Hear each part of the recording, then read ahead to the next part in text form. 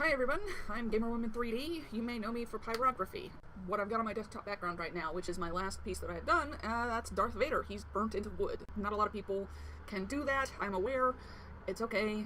It's a skill. You build it up. Most of you are going to know me for that, but today's video is not going to be about that. Today's video is more going to be a cover letter for a localization copy editor job that I'm very interested in acquiring.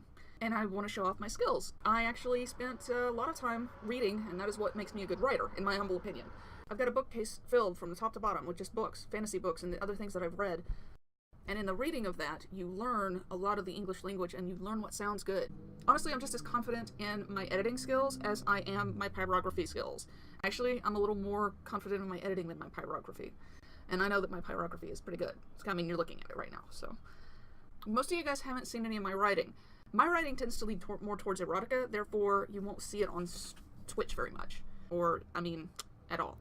You won't actually be seeing that on Twitch anytime, ever.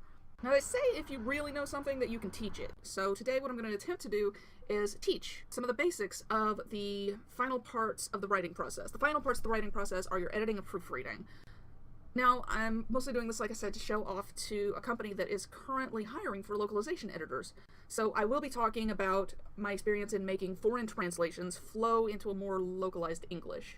The primary goal is to make content more understandable and relatable to English-speaking customers so that an English-speaking audience will feel fully engaged with the characters. If you're unable to keep up with the speed in which I do my edits, that's okay. I don't want you to worry, because I have a 4-year degree in creative writing with minors in English. I spent 3 years on the editing staff of a literary journal. So some of the things that I catch and some of the things that I'm very fast at, you have to put years of work into editing to really catch it quickly, or as quickly as I do.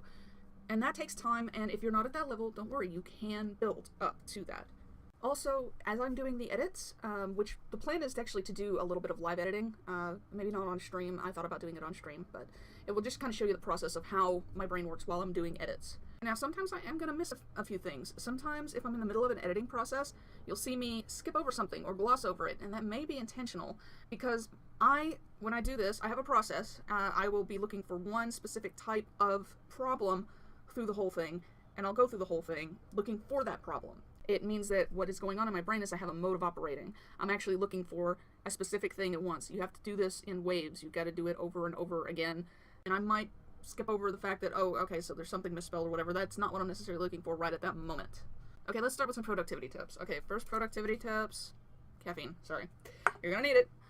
Another thing that's really good for productivity is one of these. This is just a little timer.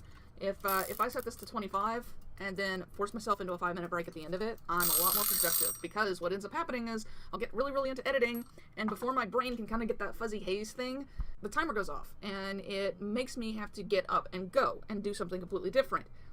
But the entire 5 minutes, my brain is trying to get back to where we were because I got interrupted. I'm like, oh, I need to go and finish this thing. Frequent breaks are even recommended by Oxford University for the Oxford method of editing. I don't want to sound like I'm completely reading off the Oxford PDF.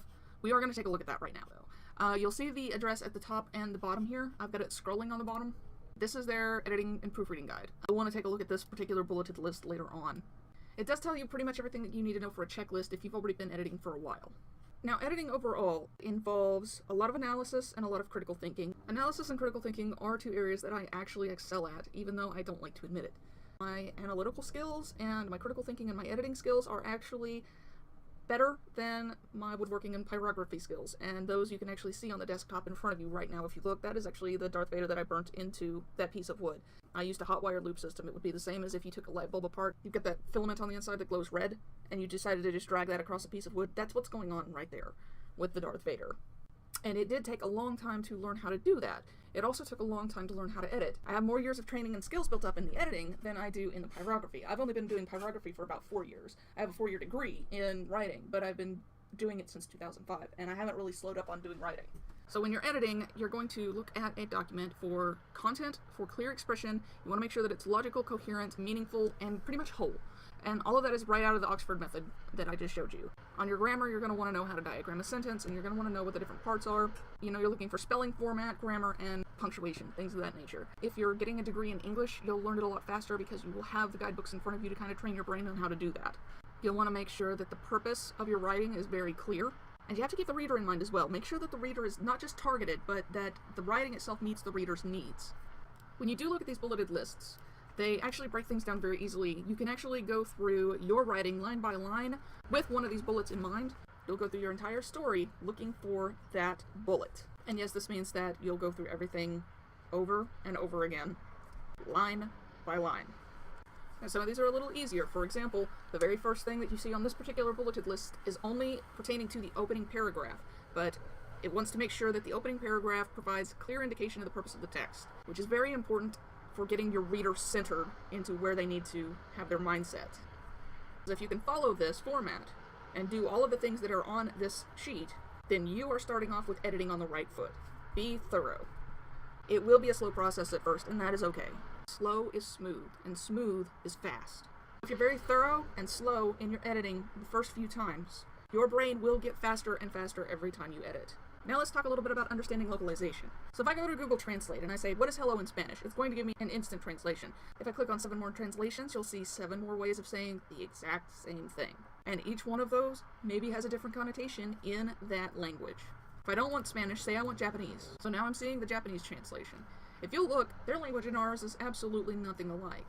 Now, I don't do this quite as much anymore, but I was a bit of a Japanophile for a number of years.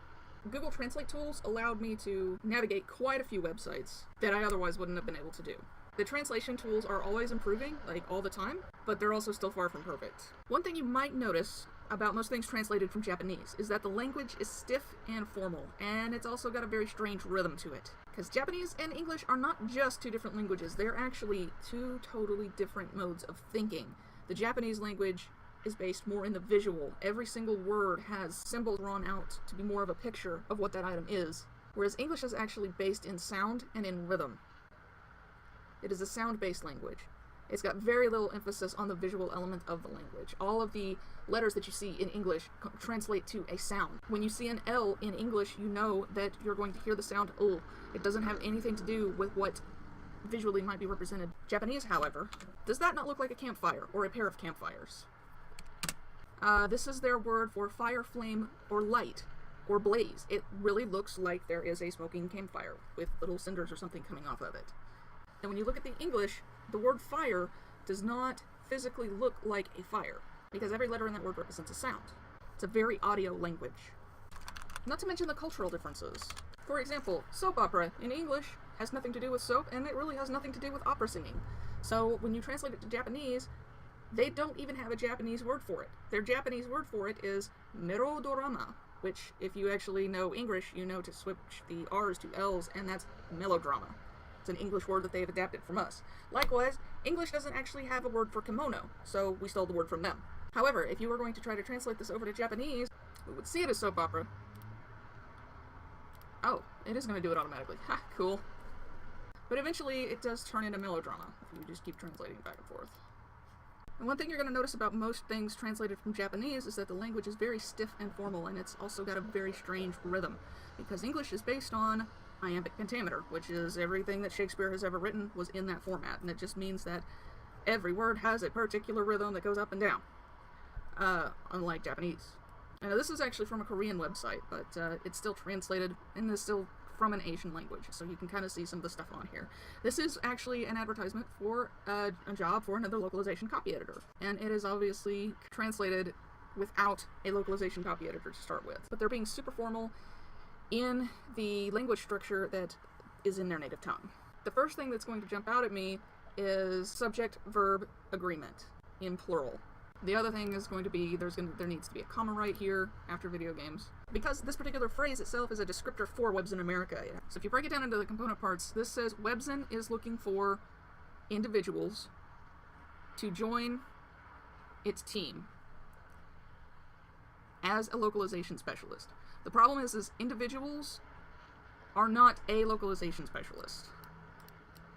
So this should have been as localization specialists. These are the kind of things that let me know that this has not been looked at by a localization copy editor. Listen to how stiff this sounds. Edit for grammar, punctuation, spelling, style, and language-specific slang, all in-game text, web features, and marketing copies to be coherent, entertaining, and free of errors. There is nothing local about that sentence structure. This is actually 2 different thoughts. Now, it may be one coherent thought in the Japanese language or the Korean language, but in English, these are 2 different thoughts and require 2 different bullets. Another thing that a localization editor would have probably caught and fixed here is the word order. Review, proof, and revise as necessary all game-related editorial content. Okay, it's understandable, but it's also very choppy, which happens when you get a translation. What a localization editor would say about this would be proofread, review, and revise all game-related editorial content as necessary. Again, this is a word order issue. Provide bug correction support pertaining to in-game text. Now, of course, it's the copy editor's job to figure out a word that works locally for bug correction support. Quote bunnies. Which what we would end up saying is that you're providing QA testing. Now, set up and update game term bases unique to each game. Let's say that I'm in an RPG and I have an old lady character who really likes soap operas. Or maybe it says kick of 1,000 housewife melodramas, and that's the name of the attack. We're going to want to figure out in our head that we can change that to super soap opera kick. Or into something else that matches with the other attacks. That is what they're talking about when they say game term bases. And honestly, I'm better in Japanese than I am Korean, so there's no telling what kind of stuff is going to come at me from the kind of jobs that I might be getting in the future, because Korea's actually making some really good games lately.